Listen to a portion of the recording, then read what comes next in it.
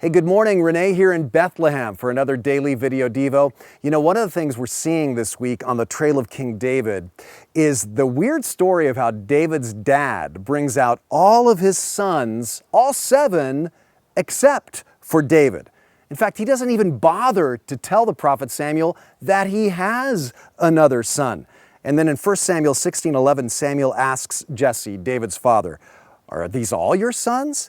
And Jesse says, "Well, there is the youngest."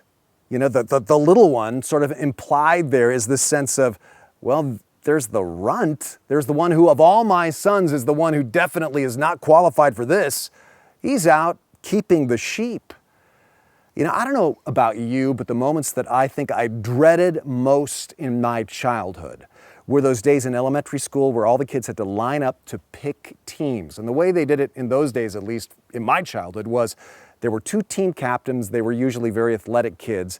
And those team captains picked the kids they wanted to have on their teams. And I was consistently either the last or second to the last kid to be picked for teams. You know, I went through the rest of my day feeling bummed about that. I didn't feel like the MVP, the most valuable player. I went through a lot of my childhood feeling like the LVP, the least valuable player. Well, you could say that that's the way Jesse apparently looked at David, at least at this point in his life. David was the LVP. Well, you know what? Heaven is going to be filled with a lot of LVPs. Now, how do I know that? Well, Jesus said in Matthew 19:30, "Many who are first will be last, and many who are last will be first." And Paul says in 1 Corinthians 1:26, God chose the foolish things of this world to shame the wise. God chose the weak things of this world to shame the strong. In other words, God works through your weakness and my weakness to show that it's not about us or our qualifications or our strength. It's about God.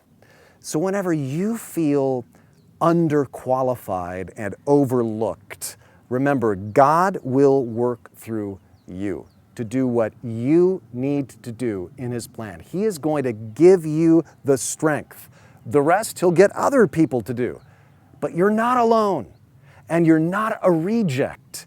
You are part of God's chosen people, and as part of that, you have a destiny. You've been given gifts and talents and experiences to do exactly what God needs you to do. In God's eyes, you're not an LVP, you're an MVP. You remember that, and you're going to have a great day.